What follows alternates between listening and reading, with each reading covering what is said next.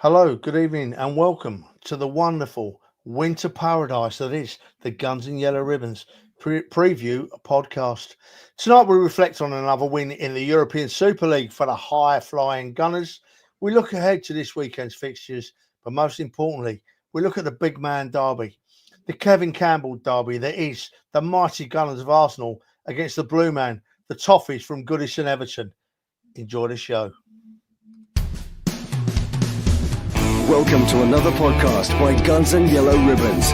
This is your Arsenal podcast by Arsenal fans for Arsenal fans. Enjoy the show.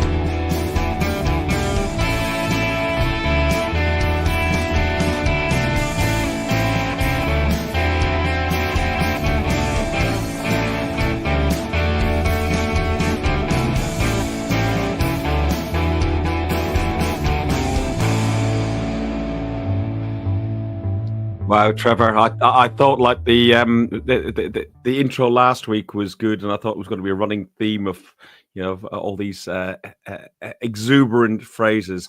But you topped that off at the very end, which is what our game is all going to be about on Saturday, which is about the big man, Super Kevin Campbell. So, hence Dickie Bowl Thursday.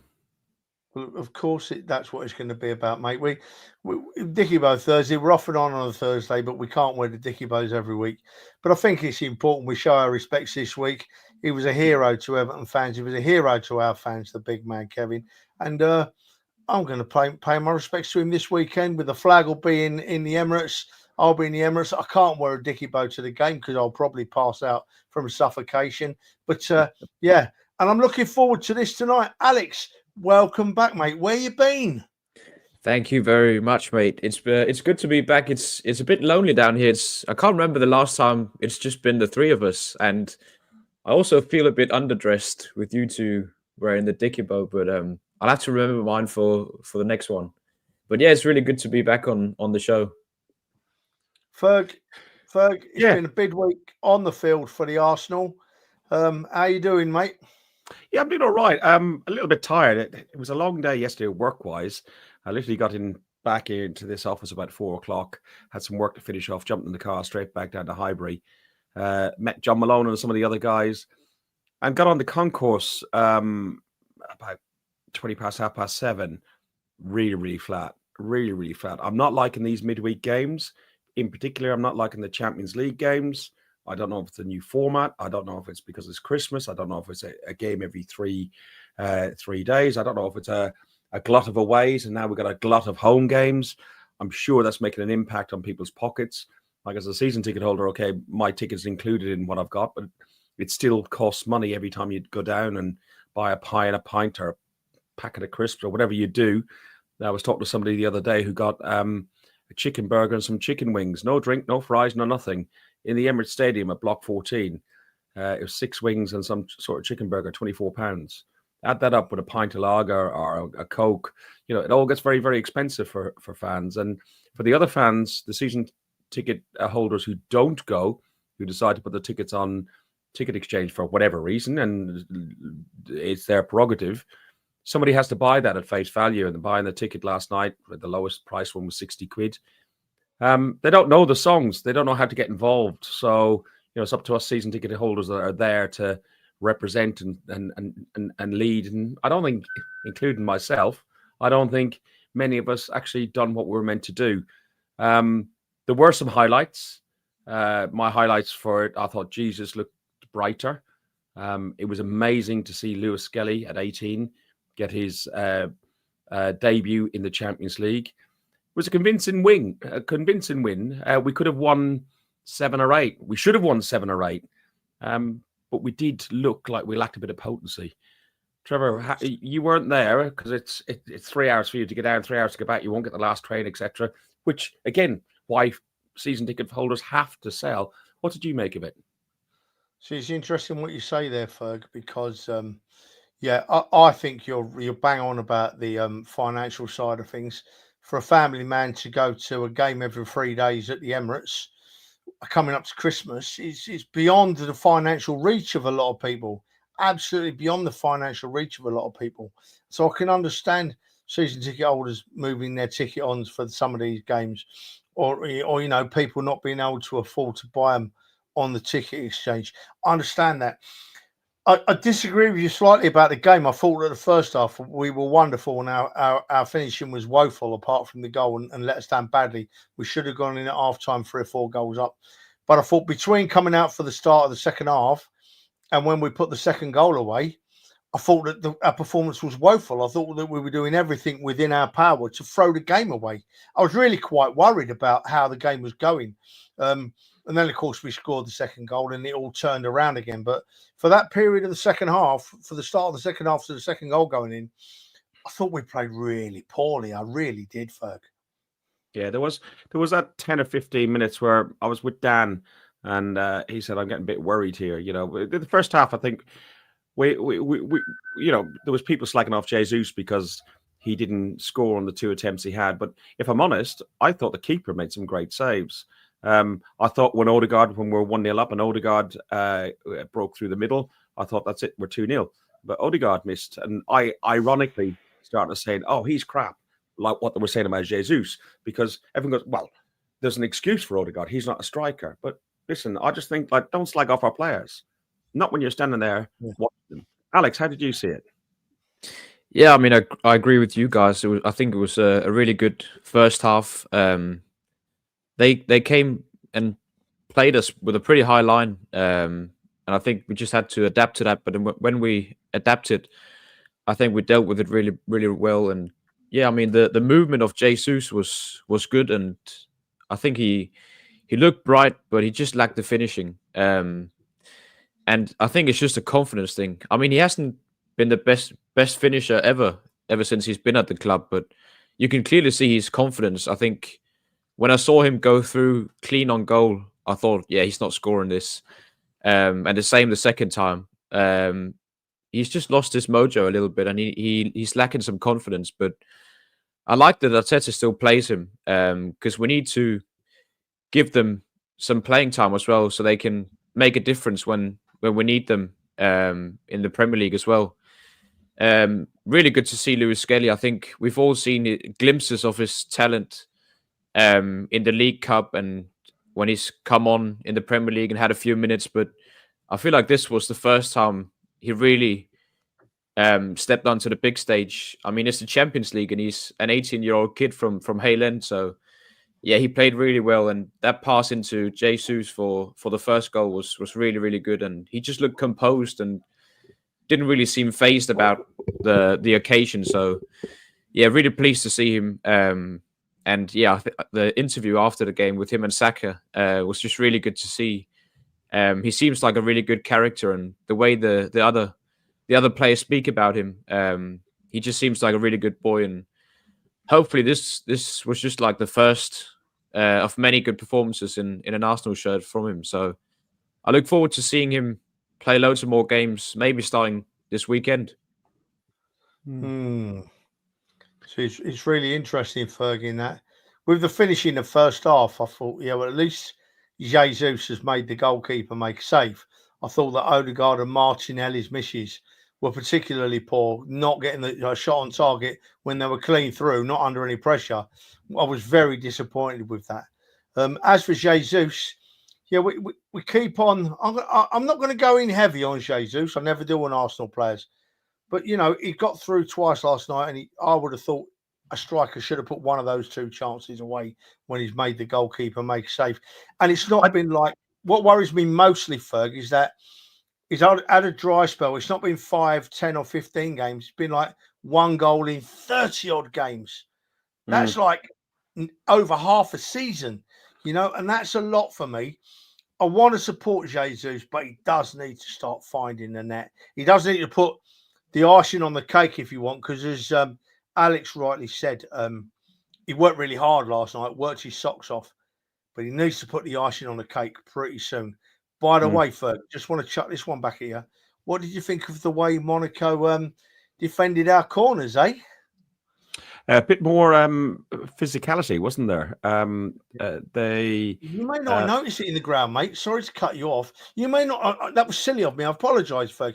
You may not notice it in the ground, but Monaco were leaving 3 players up the pitch when we had a corner.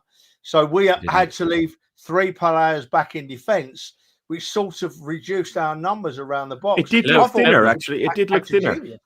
Yeah. Sorry? Well, it did look thinner. I didn't know why. I didn't know if that was us. I didn't realise it was them. And we talked about Fulham changing up and defending differently against our corners. I was a little bit concerned about Martinelli in the game as well. And we put it on some of our WhatsApp chats. Like, he got a very silly yellow card for pulling a player back when he didn't really need to, when there was quite a lot of players around him. And then he went in and got a second, well, what should have been a second yellow, and he should have gone off. And looking at Arteta on the side of the pitch, he was not pleased. And then he brought forward all the substitutions to the 61st minute, because none of those players were coming on beforehand. Yeah, I'll tell you what, Martinelli was very lucky, because if that had been a Premier League game, Webb would have been on his phone texting VAR. Honestly, Mike Dean would have been screaming for a sending off. Gallagher would have just got in the studio and agreed with whatever happened anyway, the spineless twat. And you know, and so Martinelli was very lucky, Ferg, very lucky that he didn't go. You know, whether he had some kind of different confidence in European refs or not, I don't know. But I was surprised to see him come out for the second half. I really was. But yeah, just to finish off, I had a right result. Go on. Finish. I was just going to say we got Danny's comment, which we'll talk about. Finish off what you were saying. No, I did an ACCA last night, and everything was happy. I had Saka to score, so this, that, and this and that. And the one thing I needed was for Saka to provide an assist. So I was over the moon when Havertz just stuck his foot out and it shinned in off his leg from a Saka shot, because my ACCA came in. I was over the moon. Thank you very much. No. Betting with you. Danny did reach out to you on Twitter, I think, on private message. He's one of our viewers that watches the show, enjoys the show, and he's actually moving back to the Netherlands. We didn't want to get directly involved in this, but Danny's put himself on here. He says he's got a ticket available for the Palace game.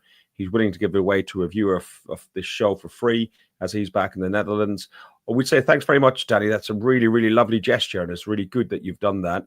And if anybody is watching, either on Twitter or on YouTube, please feel free to get in touch with Danny directly and make the arrangements on that. But it's a really nice gesture, especially coming up to Christmas. Thanks very much, mate.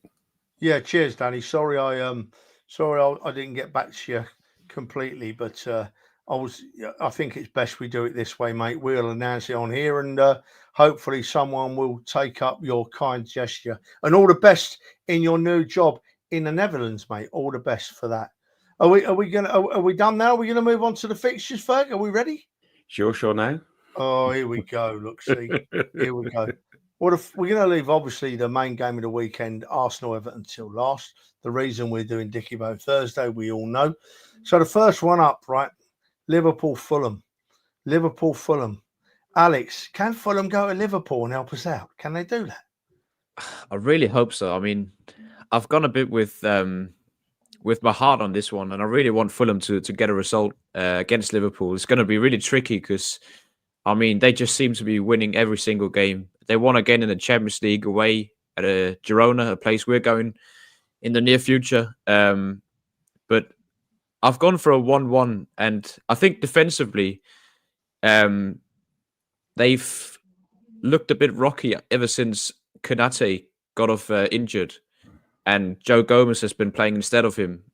And I'm hopeful that they play as well as they did against us, Fulham, especially defensively, and then can go on the counter and Smith Rowe can get a goal. So I've gone for a 1-1 optimistically. I know it's going to be a really difficult game for Fulham at Anfield, but I really hope they can help us out, some of the old Arsenal boys. It will be Reece, and I think Reece is injured, but it will be and Smith Rowe.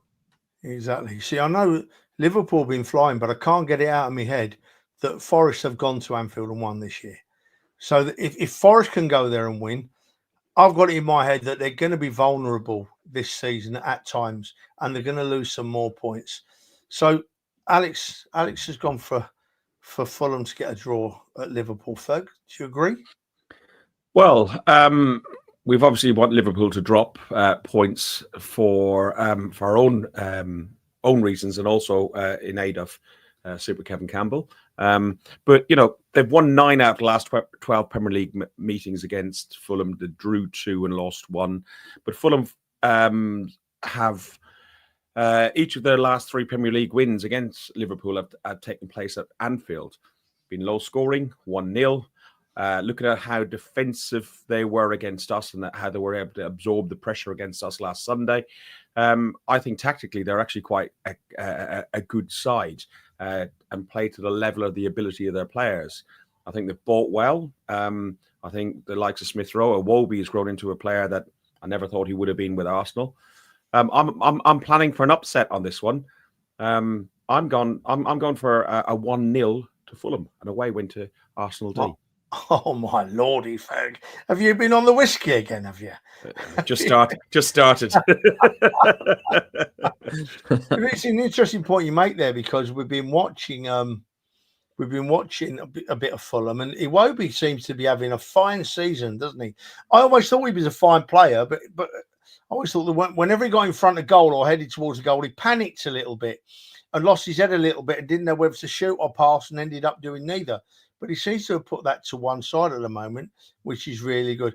But boys, I have to disagree with the pair of you. I think that Liverpool will be vulnerable at home this season and away, but I don't think Fulham are the team to do it. I don't think Fulham will get hammered, but Don't let us down, Trev. I think Liverpool are going to beat Fulham 1-0, Remember, Arnie Slot said that they were lucky to get away with a 1-0 win that they had at Girona. And they said that Girona are better than the 3 points that they've got in the European Super League. And they should have got more out of that game. Quite magnanimous by the guy, but, he clearly can see that Liverpool are shaking, are under pressure, are fatiguing. Who knows? I think maybe he's just a clever man, Ferg Slot. I didn't know. I mean, up in that neck of the woods, had you heard of him, Ferg? Had you heard of him, Alex? No, I hadn't. And I've got a couple of Liverpool fan colleagues from Liverpool as well, not just like Southern Liverpool fans, like Scouse Liverpool fans. They hadn't heard of him either. Yeah, he was a very unknown manager, wasn't he? He was big over in the Netherlands with Feyenoord. He did well with them, but I think to most other fans, English fans, he was very unknown, and I think a lot of us are quite surprised by how well he's done with Liverpool these first 5-6 months. Alex, you'll know the answer to this, I dare say. From what I can recall, he hasn't bought a player yet for Liverpool, has he? I mean, they did have a quiet transfer window. Did they end up bringing in someone late? I don't think they did. No, I think you're right. I don't think so. He's purely simply picked up where Klopp left off, and from my perspective, that would be a difficult thing to do. So I'm going to give him all the plaudits he deserves. I think he's doing really well, Slot. I hope he gets hammered the next 6 weeks, but they're doing all right. So anyway, look, we're split there. We've got a win for Liverpool, a win for Fulham, and a draw. So we can go either way and say we got it right next week's show, can't we? Brilliant. Yeah? So, right, Newcastle v Leicester next, boys. Newcastle v Leicester. Newcastle are not exciting me at all this season. And I think Leicester are going to be a proper mid-table side. I don't know. I can't get excited about this, Ferg. I don't know. Ruud van Nistelrooy seems to be getting a trick out of Steptoe, doesn't he? He seems to get Vardy, keeps on scoring. Newcastle have just won 7 of the last Premier League fixtures against. They've won 1 out of 7 against Leicester, so it's a bit of a bogey team for them. Leicester have done well under Ruud so far, but this is his first away game in the Premier League. But as a player, he scored every time he turned up at St James's Park. So he's done really well. He's got a 100% scoring ratio there. I don't know. I think Van Nistelrooy, as much as I don't like the guy, I think he's going to get a bit of better tune out of Leicester. I've gone for a draw on this one. I've gone for a Desmond 2-2. 2-2. Yeah, you see, I don't like him. I don't like old Van Nistelrooy. He got our Patrick sent off, didn't he? But he got the wrong side of our team, and we sorted him out. So good. I think he'll be very nervous when when he plays against the Arsenal. I'm looking forward to that game very much. I think we're away to Leicester quite soon in the new year, aren't we? So February anyway, 15th. Ferg cannot split these two. Alex, who's going to win, mate? I do think Newcastle will be a bit too much for Leicester.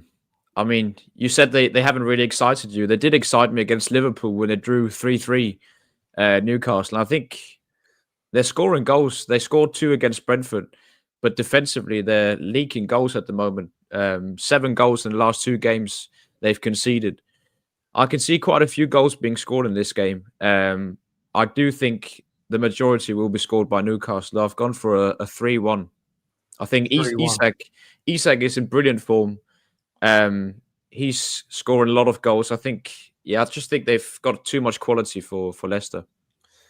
Interestingly enough, something that's crossed my mind is that when Nick Pope was at Burnley, I always rated him. I wouldn't have minded seeing him come to the Arsenal, actually. I thought he was a fine goalkeeper at Burnley, and he seemed to carry that form on in the early days at Newcastle. But I think since he got that really nasty injury, he don't look after goalkeeper to me, Ferg. Don't look after goalkeeper. No, and when Newcastle were flying last season, the beginning of last season, and from the season before, it was with Nick Pope. And when Nick Pope dropped out of their squad due to injury, that's when they start falling down the table and falling out the Champions League spots, etc. Yeah, he hasn't looked the same, has he? I think it takes a little while to come back. And if he's out for that long as a goalkeeper with that sort of injury, I don't know exactly what his injury was. Dislocate your shoulder, Ferg. Yeah, well, that's, some people, it never goes back. It never goes back properly. Yeah, he just hasn't looked the goalkeeper. But in this case, right, I'm going to disagree with Alex and I'm going to go with Ferg. I think I fancy a 1-1 draw. I think Leicester might get something up there and just come away with a draw, maybe. Now, the next one, right? The next one, Wolves. If I was a Wolves fan, I would be in the most vile, foul mood at the moment with the Premier League and with VAR. They seem to, I mean, we think we get it bad, right? And we are far from the favourites. We do get it quite bad. But by God, we're not in Wolves' league, are we? I have a bit of sympathy for them, Ferg. I think they've got some good players. I think Gary O'Neill is in a bit of trouble. I don't know why, because I actually think he's a half-decent manager for that level of the Premier League. Wolves have shipped 34 goals in their 16 Premier League games in 2024. That's not good enough. I think Leeds were the last team to do that in 2022, and they got relegated. Ipswich, they've got a record of 1 win, 6 draws, 8 defeats, and they've scored 14 goals, which is the exact same as they were after 15 games when they last won the Premier League in 2001 and 2002. And they finished 18th. So I think we've got 2 teams that are fighting out to try and avoid the relegation zone. But I think Ipswich, there's something about them. They've got that victory at Spurs, which we all reveled and delighted in. I think Ipswich will just have enough. There's something wrong at Wolves right now. And I think as much as Gooner is a great player, I'm going for another shock. Ipswich 2-1 away win. 2-1 away. Trev. I'm stifling my giggle here. I mean, yeah, Wolves have had it hard, but surely a home win against Ipswich is a banker. Surely this kickstarts their season, doesn't it, Alex? Yeah, I've gone for a Wolves win as well, but I just can you remind me who did Ipswich the only win this season? Who did that come against? Oh. If it's more than a day ago, Alex, a man of my age, you've got no chance of me remembering. Small team in Middlesex. Small team in Middlesex. Of course, yeah, I forgot about whoops. Yeah, I mean, they're both struggling this season, aren't they? Wolves and Ipswich, and they are conceding a lot of goals. Wolves, 38 goals this season in 15 games is, I mean, when you look at the stats, they shouldn't be staying up this season, but I think, like you, I think they can turn it around, and I think offensively they've got some quality up front. Like Daniel said in the comments, Cunha, he fancies a brace from him. I think he's a brilliant player, and he's too good for Wolves as well. They've got a big Norwegian striker as well, Strand Larsen, who's scoring goals. but they just need to sort their defense out because they're leaking so many goals. But I think they'll win 2-1 against Ipswich at home. Yeah. Do you know what? I'm with you, Alex, on that. I think this is the game that kickstarts Wolves' season. I don't think they've been letting, they've got a lot of goals in. If they stop that, they'll be fine. If they can cut down the goals conceded, they're fine all over the rest of the pitch. So I think this is their weekend. I'm going to go for Wolves to keep a clean sheet, right? Wolves to keep a clean sheet. I'm going to go for a 2-0 win for Wolves against Ipswich, yeah? I'm going to go for the Wolves to keep that clean sheet. I'm shocked I'm even saying it myself. I don't know what's made me say it. But that's it. That's where I am. Now, look, right, the next one. I've just got to get it up on my screen, right? Because, this next fixture is a game between two former European champions, right? True. These two sets of fans sing the song that I want to be able to sing one day. I'm not going to repeat it now because I hate it. But they sing the song to us. The thing was, you were born, they weren't. Yeah, exactly. Well, yeah, most of them weren't, but I know some of them that were. So, yeah, it's a game between two former European champions. Back in the Premier League, this fixture, which hasn't happened very often since. Forest at home to Villa. Forest at home. Villa not starting to get a little bit of form back again. Who's winning, Alex? It's a tough one to predict, isn't it? Because I think they had 8 games without a win, Villa. But then the last 3 games, they've come into a bit of form again. And they're going to be buzzing off that win against Leipzig as well. In the midweek, 3-2 away from home down in Germany. I don't know if you've seen that John Duran goal. His ball striking is magnificent. He's such a good striker. And yeah, it must be a tough job deciding who's going to play between him and Ollie Watkins at the moment because they're both really, really good strikers. I can see this being a draw because I think Forest at home on a late night kickoff, the place is going to be bouncing. And I think the atmosphere will push the Forest players forward. I'm going for a 2-2 draw. 2-2 draw. Well, it's interesting, Ferg, that Alex mentions the Forest fans at home because we've been there for a few visits over the last 2 or 3 seasons, and they're either one extreme or the other, aren't they? If you go there as a visiting side and you start off really well, I think Forest fans go exceptionally quiet. They really do. They've only got to get a sniff of their team scoring a goal or playing well, and those Forest fans are second to none. They really are the 2 extreme ends, aren't they? There's nothing in the middle with them. So, Ferg, are Villa going to silence them fans, or are the Nottingham Forest fans going to have something to sing about, mate? As you say, we've been there, and that City ground with 26,000 people can make more noise than Wembley at times. It's a really noisy place. But if a team take hold, it will quieten the home support.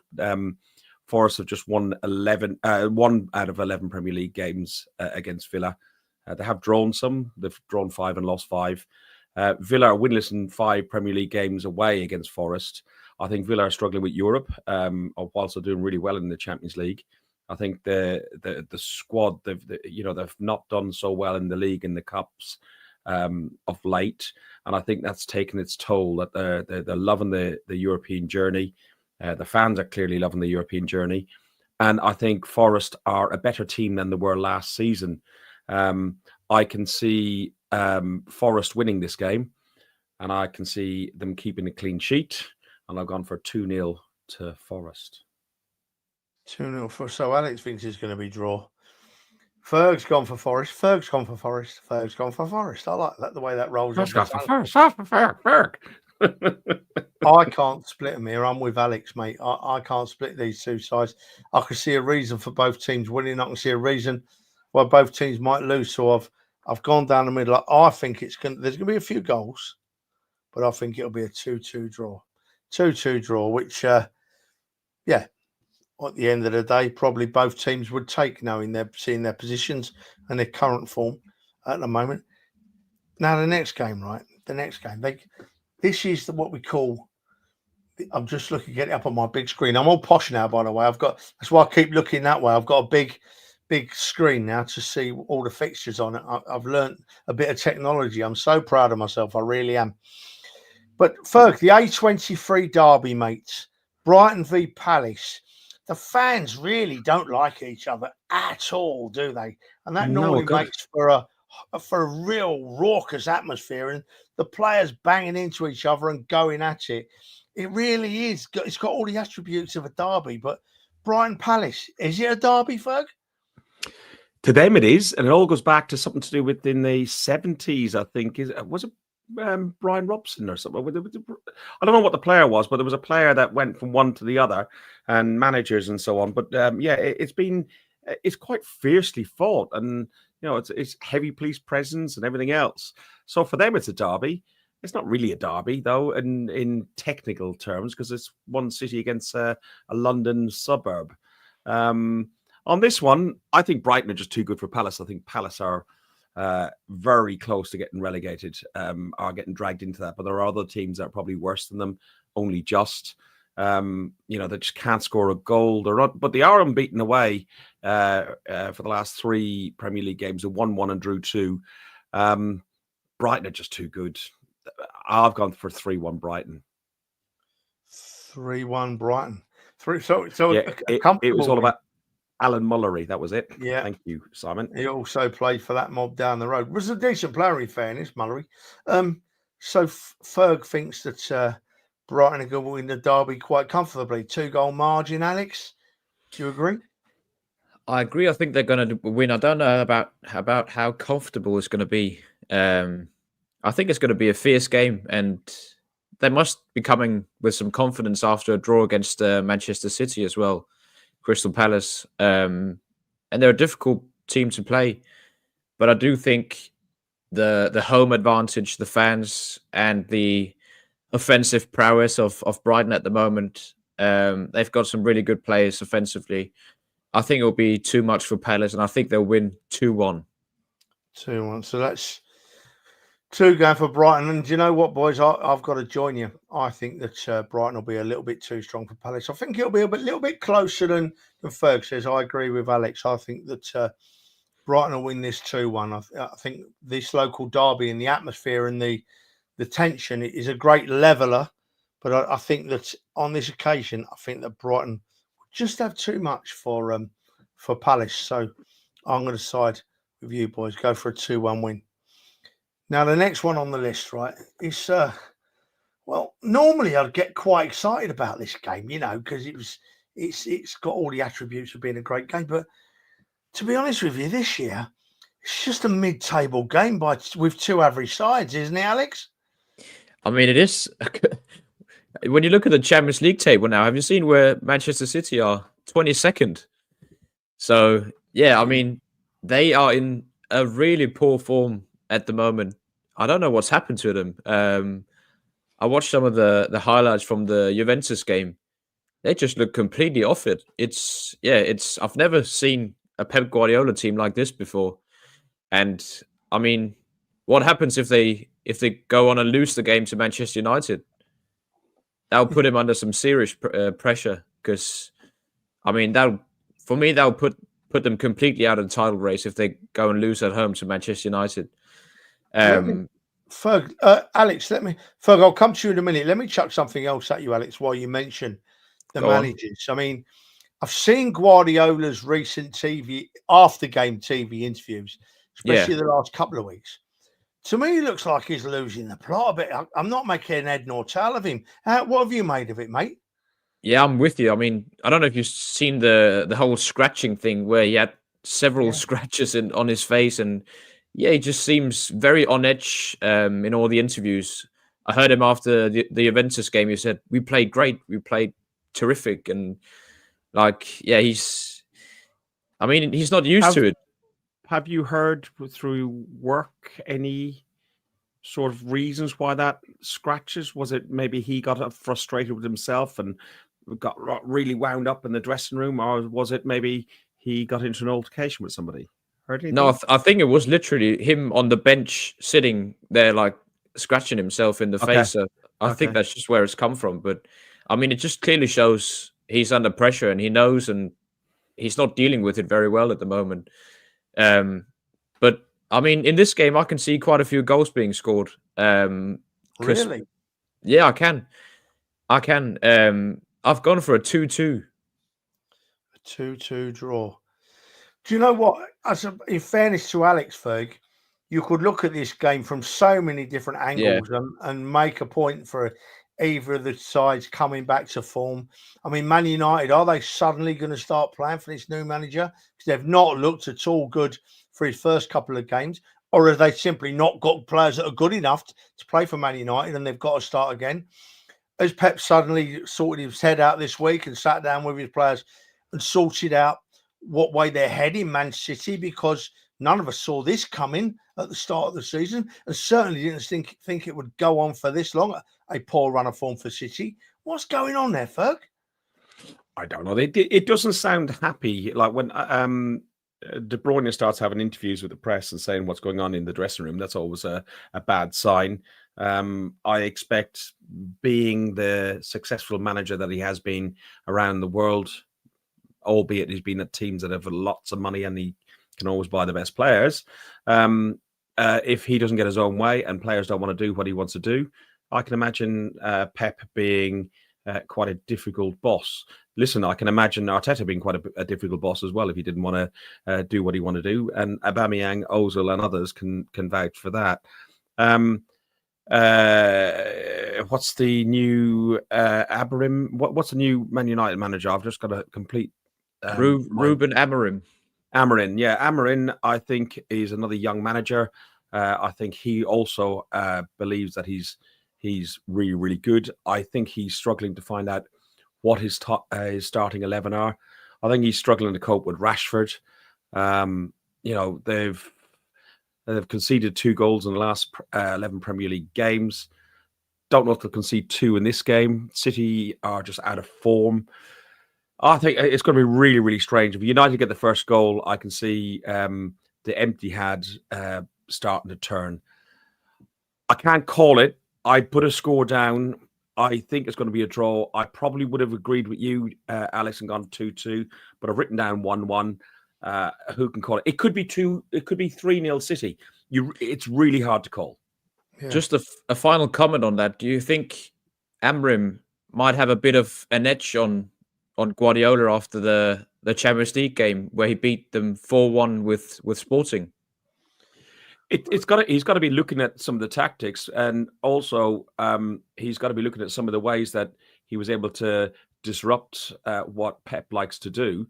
And I'm sure the key thing is keeping Haaland quiet, like we've done many a time with Saliba, puts him in his pocket for the game. And if you can control Haaland, they haven't really got many other outlets, and they don't have Rodri to create stuff. So, stopping Haaland, which I'm sure Amorim will know how to do. Yeah, so I can't call it. It was impossible. I just picked a score. Really, Trev, I can't. Difficult one. It's really interesting because Amorim, for all I know, may be a damn fine manager. Maybe a really, really good manager. It's too early to see. But I don't think the players at Manchester United are good enough for him to be a good manager. I honestly think they are really, really struggling. Rashford seems to have just packed it in, just doesn't seem to want to play at all. They've got that lad at centre half who's about 5'5" tall. Yeah, the Butcher. He's a great player on the floor. My God, it scares me senseless, Nearly said something else then. Whoops. He scares me senseless. But you've only got to look at the goal that was scored against them last weekend to see how ineffective he is if the ball's off the ground. He wasn't within 18 inches of getting to the ball when that goal was scored. So I really don't think Manchester United players are good enough. I think they've got a massive rebuilding job and they've not done any of it so far. I think they're a long way off. As for City, it's the opposite. We know they've got good players, but Pep seems to not being able to make them get going, not being able to fire them up. They just don't. They don't seem to have the energy levels. And then I didn't realise until the other day. You look at the some of the players in that Man City team. A lot of them are turning 30 now, aren't they? They've got a lot of players over the age of 30. And you can't play Premier League football without having some legs in the side, you know. You can maybe have 2, 3, even 4, maybe 2 or 3 players over 30. But when you play this high press, which is very, very common in the Premier League now, the goalkeeper keeps the ball and gives it to defenders. You play the high press and it's energy, energy, energy. Players of over 30 can't do that for 90 odd minutes. They can't do it. So I think maybe City are in trouble there. But do you know what? I'm going to let my heart roll my head with this.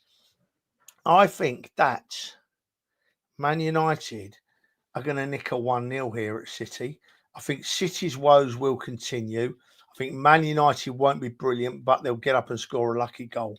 And at the end of the day, they're going to come away with a little 1-0 win for Man United. Well, I hope that's the case because I want to see City's losing run continue. I want to see them 10 points behind us, and then I'll be comfortable. So the next one, right? London derby. Well, it's like a secondary London derby, and it's not a main London derby, but it is a London derby. Chelsea. It's like Arsenal Fulham, isn't it? It's a similar sort of thing. Well, you shouldn't really ask any derby Arsenal playing is a top grade derby, folk. Absolutely, because we're the best team in London. Yeah. Chelsea at home to Brentford, right? I keep saying it. I say it every week, but you can't deny the fact Chelsea is still playing ever so well, flying, scoring goals, and really playing well.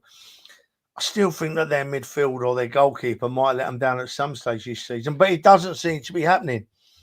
Brentford, for me, they've got one of the best young managers in Europe in Thomas Franks. You know, I love the way he conducts himself.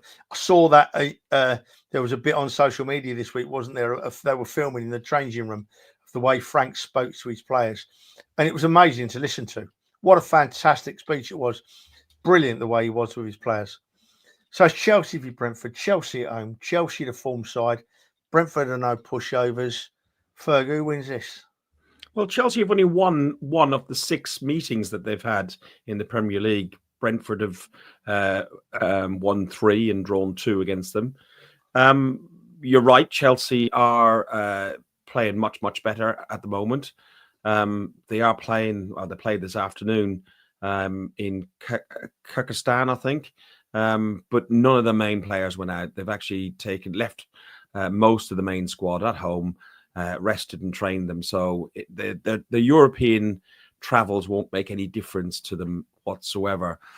But you know, Brentford do like a trip to the bridge. They've got Wisa, and he scored 35 goals so far. His last goal was against Newcastle. He's only 1 goal behind Ivan Toney. So it's proved that they're not missing Toney, because everyone thought that they'd miss Toney when he moved on.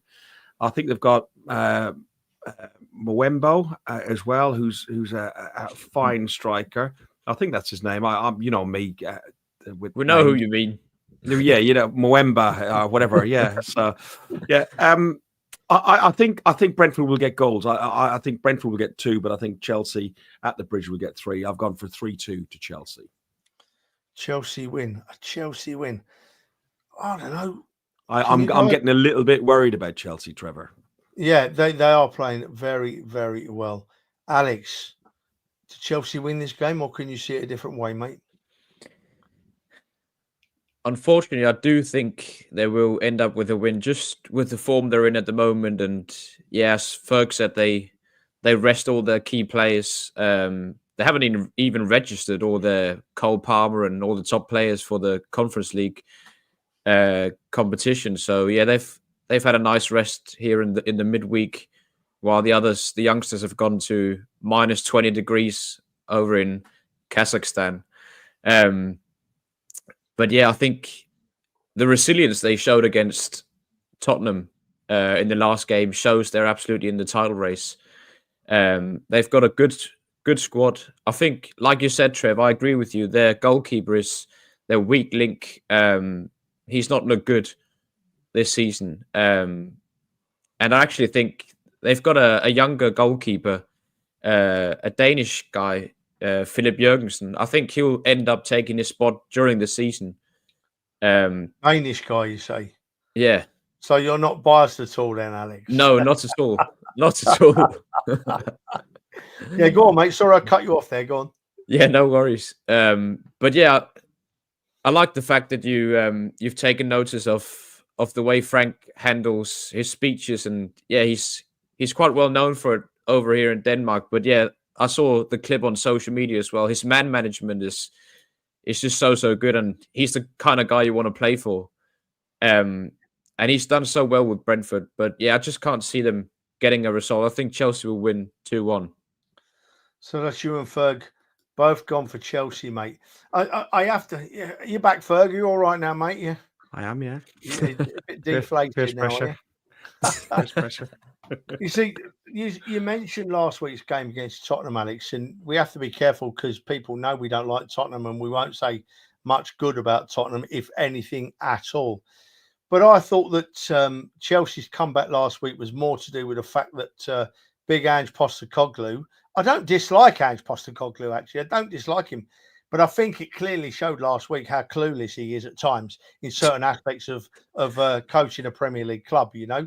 You go 2-0 up at home against Chelsea. And as he said the week before in his own words, Postecoglou, and I nearly tried to do an Australian accent then, but I won't bother. But in Postecoglou's own words were, it doesn't matter what game we are, where we are, what we're doing. We'll keep doing it my way. We'll keep doing it my way, and we'll be successful eventually. We'll carry on with this.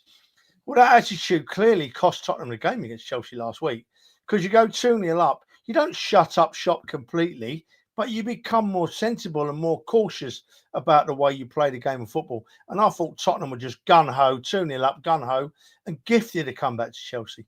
Absolutely gifted Chelsea a comeback.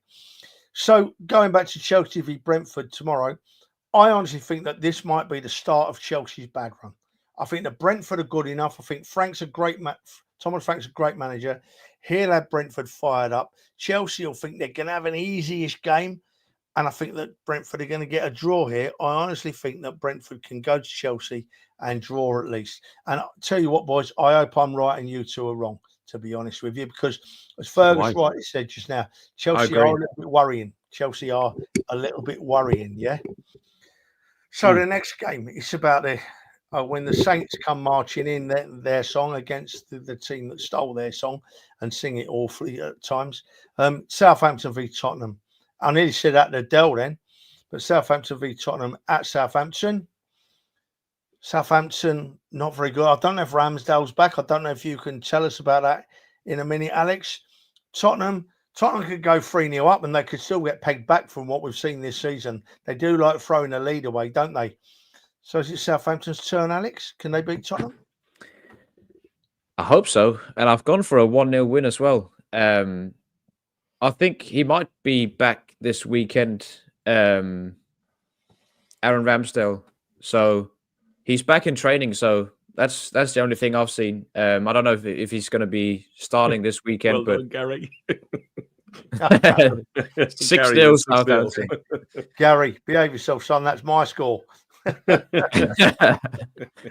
mean, sorry, go on, Alex. Yeah, no worries. I mean, they're playing tonight as well, away at Rangers, Tottenham. So that might come into play as well. Some fatigue, tiredness, and they've just been so up and down this season. Tottenham, they win 4-0 against Manchester City, and then they've gone on a really nice run when you're an Arsenal fan.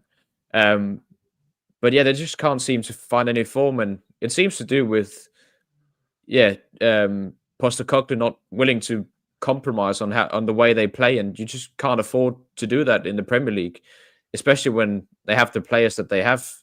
They just they don't seem capable to play at the level he demands for 90 minutes. They did it against Manchester City, but they can't do it week in, week out. But yeah, I mean, I've gone with my heart. I hate them, so I've gone with a 1-0 win for Southampton. That'll do for me. So, Ferg, listen, Alex and myself, we mentioned Postecoglou and not seemingly not being able to adapt the gameplay to match the way the game is going in the course of a game, you know. Prime example was when we played at Tottenham last season away. Our set pieces, we were piling the back post in, and we were scoring. We were getting goal chance after goal chance after goal chance, And Postecoglou never spotted that once. He still kept playing that zonal marking, which was absolutely awful. So the point I'm making, Ferg, here is Postecoglou's been at Celtic, winning Premier Leagues in Scotland. Is the Premier League in England, is he out of his depth, mate? Is he out of his depth? I don't know if he's totally out of his depth. I think, and I've said this to lots of my friends and associates that I know who support Tottenham, the people in the media talk about Ange has got no plan B. But if you look at that squad that Tottenham have got, and this is trying to look at it as a football fan, that I don't think that squad allows them a plan B. I think it makes them struggle to have a plan A. I think his gung-ho attitude is absolutely suicidal even with the players he's got. If you look at that squad, how many of those players will get into a Man City, Arsenal, Liverpool, even the Man United squad? I don't see many of those players. Maybe Maddison and Van de Ven might get into the Man United squad, but I think it's an absolutely dreadful Tottenham team. So to pile it all onto Ange, I think is a little bit much. So you can't really judge him on if he's out of his depth at Tottenham or not.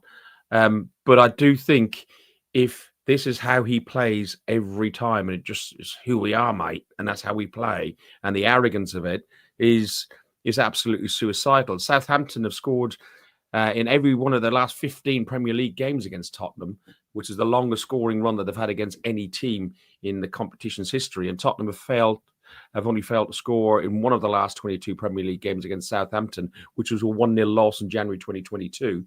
I think January 2022 is coming back again because this guy behind me is going to have a great day if he's back in goal. If not, his teammate is. They've got to keep a clean sheet. They're going to repeat January 2022, 1-0 Southampton. 1-0 Southampton. I'll take that all day long. So you boys are both going for Southampton. Obviously, I'm going to go for Southampton because I'll never give Tottenham to win a game. Can't see the point in having this in our preview show, actually, because everyone knows which way we're going to go before we waffle on about it. But no, you see, you mentioned the bigger players at Tottenham. I can't name many of them, but Maddison, for example. I said it before and I'll say it again, and it's serious, right? If Maddison was any good, he wouldn't be at Tottenham. He'd be at Man City or at Arsenal or at Chelsea, you know?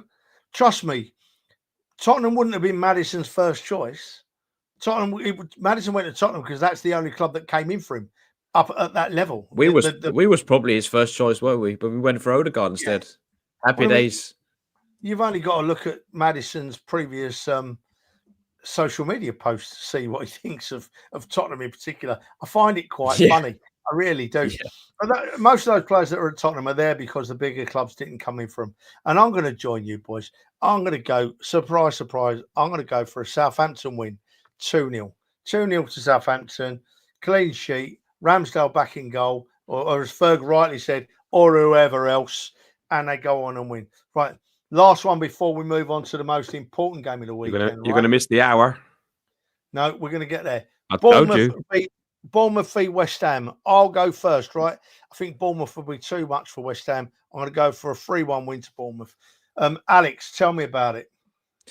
I've gone for the exact same prediction. Bournemouth, they've just taken a step up this season, and it's gone the opposite way for West Ham, hasn't it? He's under a lot of pressure, Lopetegui, and I know they got a win in their last game, but yeah, he's under massive pressure, and I think away at Bournemouth, it's going to be too much for them. With the form they're in, 3 on the bounce, they can make it 4 wins in a row for the first time since December 23. So yeah, I think I've gone for a 3-1 win for Bournemouth. Ferg?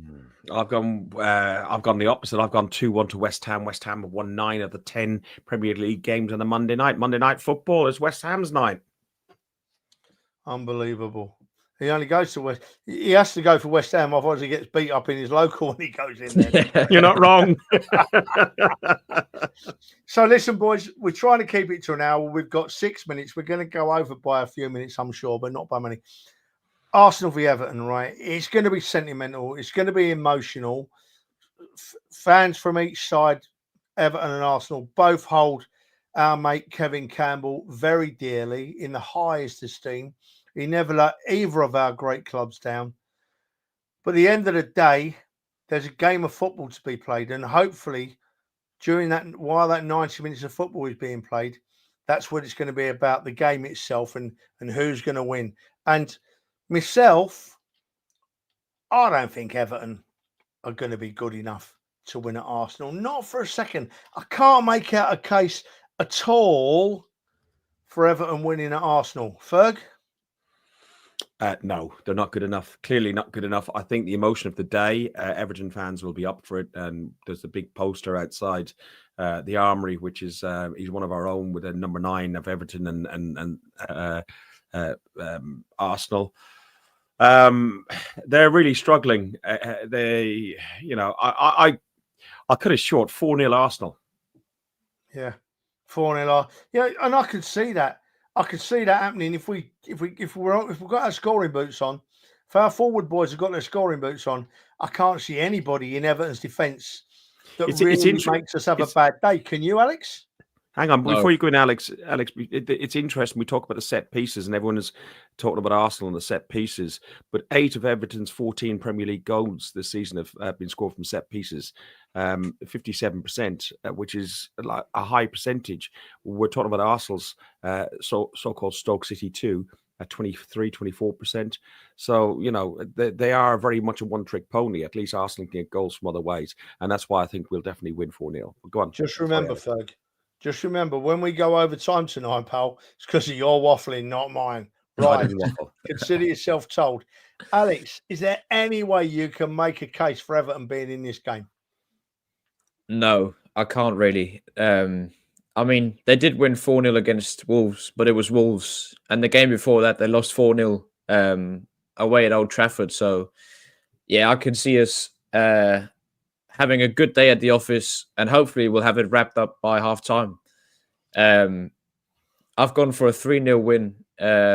Hopefully we'll get a comfortable win and keep the points rolling in and bounce back after that 2 points dropped against Fulham. And yeah, we just need to tidy up our finishing. I mean, if we can finish the chances, I'm sure we'll have a field day on Saturday.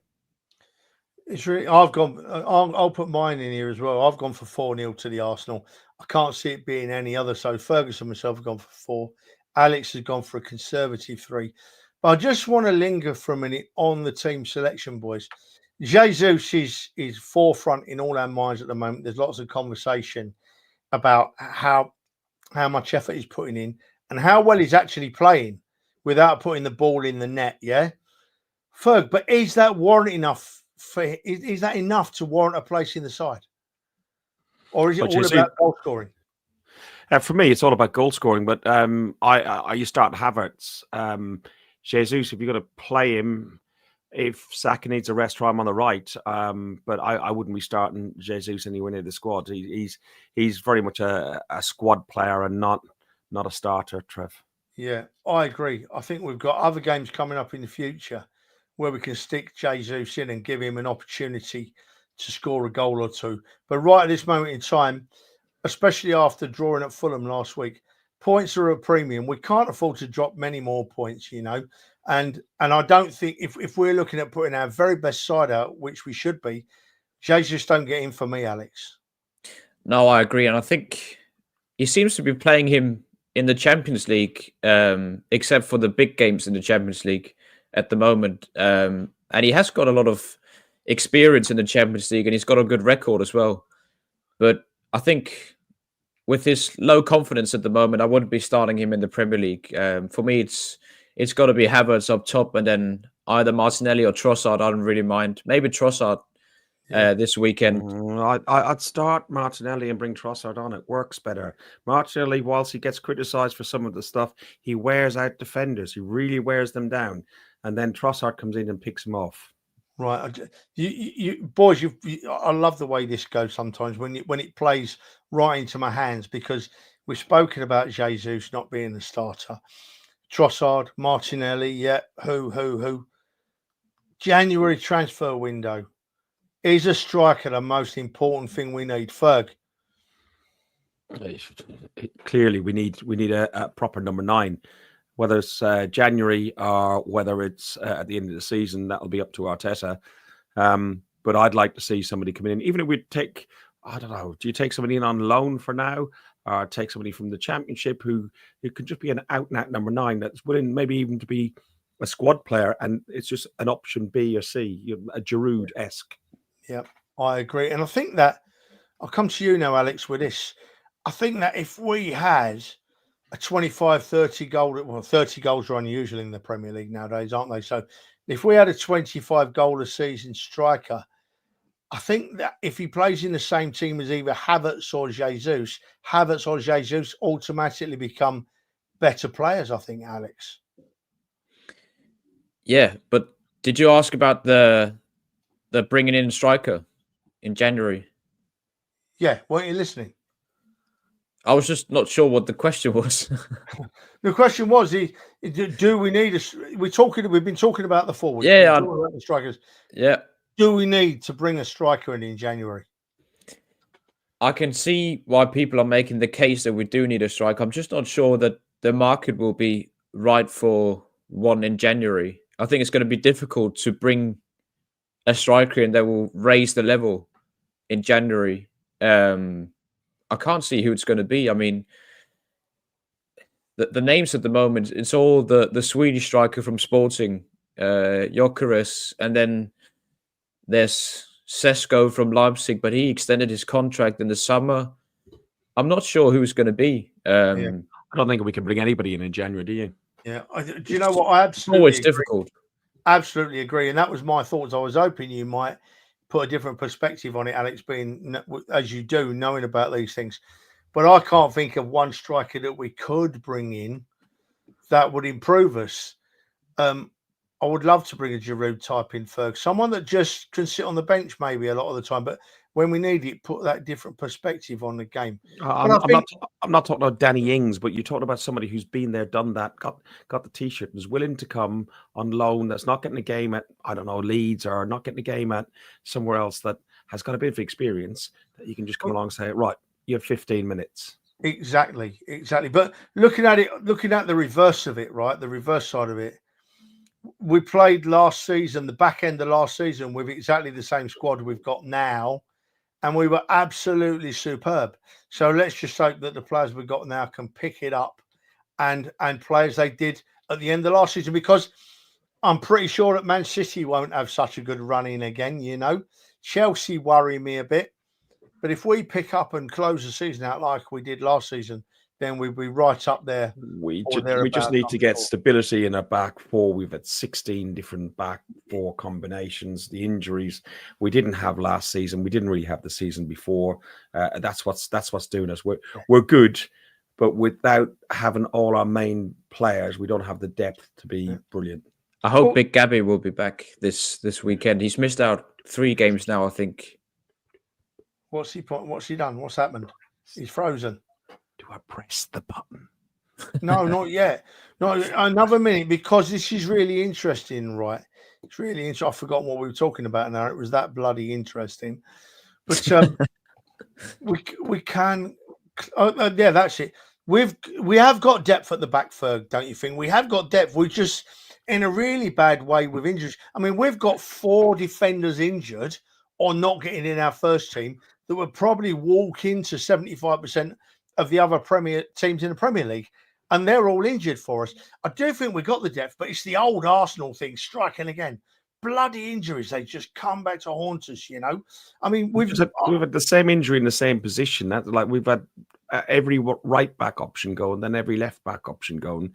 And Kieran Tierney, as good as he's as a player and a nice fella and everything else, he's just not going to fit into this team. So we've got a guy on a bench that's just going to take up space, where I'd bring in other players.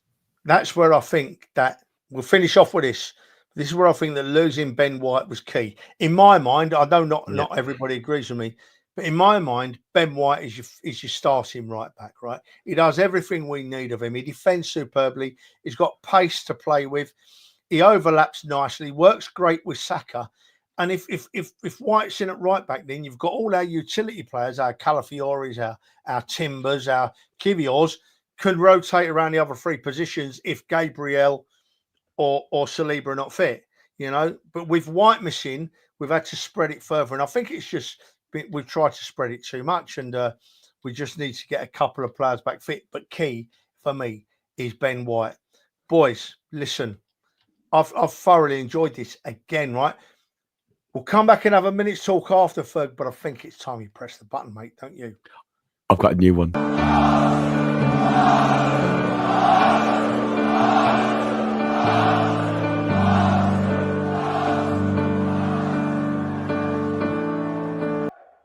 How good was that? How good was that? How good was that? Well, listen, we can never get bored with that, Ferg. It just grows on me all the time. Look, I'm just going to say, Alex, great to have you back, mate. Really enjoyed the chat tonight. Please try and make yourself available more often, young man. You know, you're losing brownie points. I'm going to be at the ground. I'm not having that. I can't have come on Rangers. I can't have come on Spurs either. I'm torn. Simon, I'm with you, mate. Come on, Rangers. Come on, Rangers. Right. Listen, though, right? Because you'll nag me after, Ferg. We've gone 6.5 minutes over. I'm going to be at the game at the pub early on Saturday. I'm going to be at the game early. I'm going to have the flag behind me with me. We're going to pay our respects to a fine man, a gentleman, a friend of football fans, right? That's a really important thing to say. Kevin Campbell was a fine footballer, and he was a friend of football fans. And that's why we all loved him, because he gave us time. And we're going to celebrate his life and be a bit somber on Saturday, but we're going to enjoy an Arsenal win over Everton, I'm sure. And what I'm going to do now is I'm going to leave it to my old mate Fergus to close the show and thank you from me. Not much more to say beyond that. I think you've done that perfectly, Trev. Only thing I would say, anybody going to the pub, the usual pub, or even going to Block 5, wear your Christmas jumpers. Let's get in the mood. No, Trevor will be in his usual suit. He only takes it out once a year. He's going to take out a couple of days early just for the last home game before Christmas. Ho ho ho! If I've had enough beer, I'll be in my birthday suit as normal. Well, you normally are. Listen, nearly 300 of you on various platforms watching us. Thank you very, very much. We have picked up a few new subscribers on YouTube. If you like what we do, just go over on YouTube, click subscribe, ring the bell. It helps us. We're probably going to lose the 3 pence that we earned on this show today by playing that clip, because it's got a bit of actually Lewis Dunford playing the piano. But hey, we've enjoyed it. It just means that you always should watch live. Otherwise, you miss out on those things when they get chopped out. Up the Arsenal. Fuck the Spurs. I don't really like Rangers. Hell. Thanks for listening to Guns and Yellow Ribbons, an Arsenal podcast by Arsenal fans for Arsenal fans. Follow us on Facebook at Guns and Yellow Ribbons or Twitter at Guns and Ribbons. And remember to rate and review us too. Up the Arsenal.